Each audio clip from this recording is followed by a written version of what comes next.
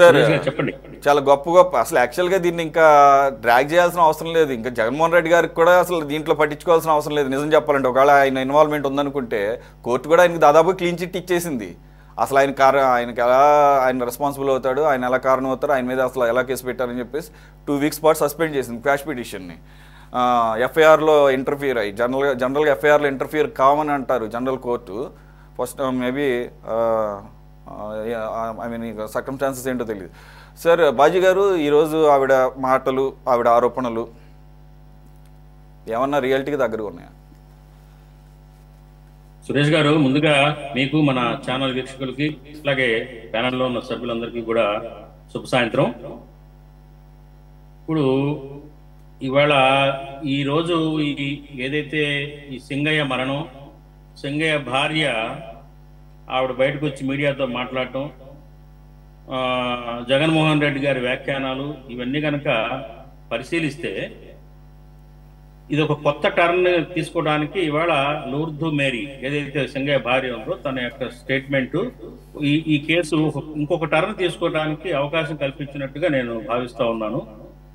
యాక్చువల్గా ఏంటంటే, ఇప్పటి వరకు మన జరిగిన చర్చలో జగన్మోహన్ రెడ్డి గారు ఒక దయలేని మనిషిగా, దుర్మార్గమైన ఆలోచన విధానంగా, టైర్ కింద పడి మనిషి కొట్టుకుంటుంటే అతన్ని కాపాడటానికి ప్రయత్నించకుండా, ఎప్పుడో సంవత్సరం క్రితం చనిపోయిన విగ్రహావిష్కరణ మీదే మరి ర్యాలీగా వెళుతూ ఆయన చేయటం అని జరిగింది.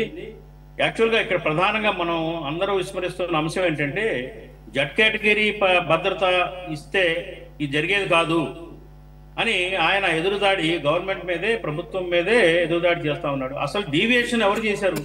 దీంట్లో 100 మంది కంటే ఎక్కువ వెళ్ళటానికి వీలు లేదు అని పర్మిషన్ ఇవ్వని పరిస్థితుల్లో మరి వందలాది మంది, వేలాది మందితోటి, వందలాది వెహికల్స్ తోటి ఆయన వెళ్ళటం అసలు మొదటి డీవియేషన్ కదా. పోలీసులు అతనికి పర్మిషన్ ఇవ్వలేదు, షరతులు విధించారు. ఆ షరతులను డీవియేట్ ఎందుకు అయ్యాడు ఆయన? ఆయన డీవియేట్ అవ్వకుండా ఉన్నట్టయితే ఇన్సిడెంట్ జరిగేది కాదు కదా. అన్ని వాహనాలు, అంత జనం గ్యాదర్ చేసుకొని ఒక పెద్ద ర్యాలీ లాగా ఎన్నికల ప్రచారం చేసే విధంగా ఆయన వెళ్ళకపోయి ఉన్నట్టయితే మరి ఆయన సింగయ్య అనే అతను చనిపోయేవాడు కాదు. ఇంకొక మాట ఏంటంటే, ఎప్పుడో దాదాపు చాలా రోజుల క్రితం జరిగిన సంఘటన జరిగితే ఇన్నాళ్ళు తర్వాత ఎందుకు ఆ మేరీని పిలిపించుకోవడం జరిగింది? ఇంటికి పిలిపించుకొని మాట్లాడటం జరిగింది మేరీ కుటుంబాన్ని. ఎందుకు ఇంత గ్యాప్ వచ్చింది? ఆయన ఏం మాట్లాడాడు? ఏ రకమైన ఒప్పందాలు ఆవిడతోటి చేసుకున్నాడు?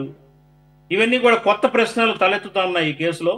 ఇంకొకటి ఏంటంటే, గతంలో అనేక సందర్భాల్లో ఆయన అనేక పరామర్శలు, అనేక ఓదార్పు యాత్రలు, మరి రాజశేఖర గారు చనిపోయినప్పుడు 737 మంది చనిపోయారు, నేను ఓదార్చాలని సోనియా గాంధీ గారు వద్దంటున్నా వినకుండా వెళ్ళిన మనిషి మరి ఇన్నాళ్ళ గ్యాప్ వచ్చినా కానీ పరామర్శించడానికి ఆవిడ ఇంటికి ఎందుకు వెళ్ళలేదు?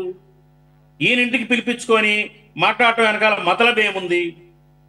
ఆవిడ భర్త, యాక్చువల్గా భర్తని చంపిన మనుషులు, భర్తని ఎక్కించిన మనిషిని వదిలేసి, ఎవడైతే మొగుడిని చంపాడో చావటానికి కారణమైన వెహికల్ ఓనరు, అట్లాగే అక్కడున్న పరిస్థితులు, వాళ్ళని వదిలేసి ఈవిడ ఎందుకు అంబులెన్స్ లో ఏదో జరిగిందనే అనుమానాలు వ్యక్తం చేయాల్సిన పరిస్థితి ఎందుకు వచ్చింది?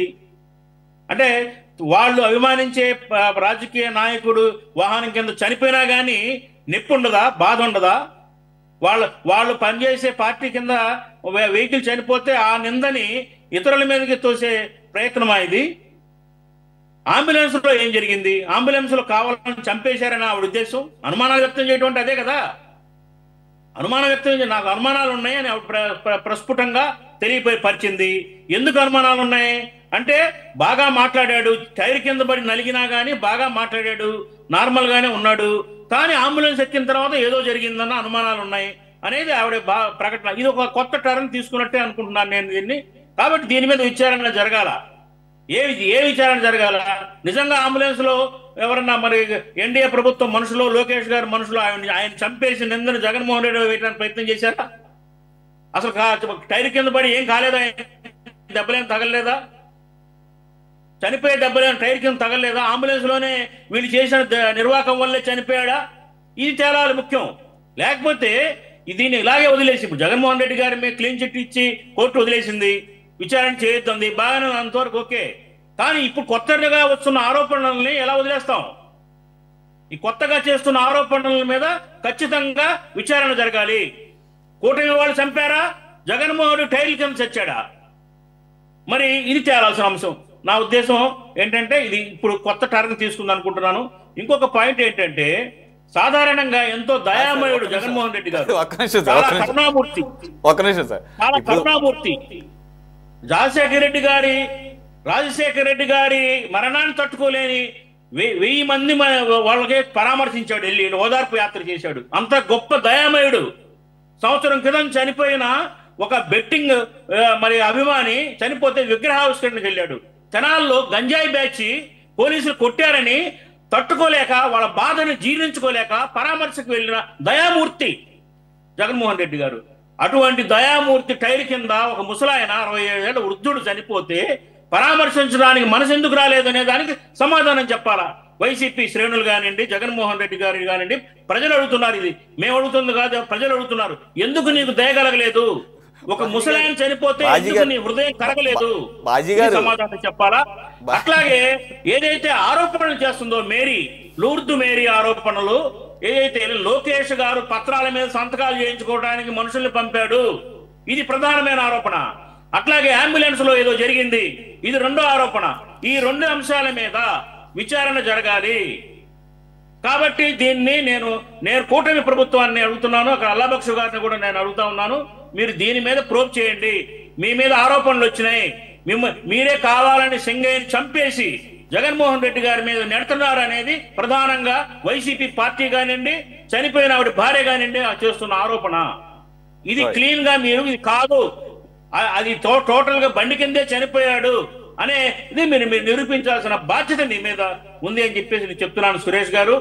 అట్లాగే ఏంటంటే, జగన్మోహన్ రెడ్డి గారు మరి లూర్దు మేరీని ఆయన నివాసానికి పిలిపించుకొని ఏం ప్రామిసులు చేశాడు, ఏం డైరెక్షన్లు ఇచ్చాడు అనేది కూడా తేలాల్సిన అవసరం ఉంది. మర్మం అంతా అక్కడే ఉంది.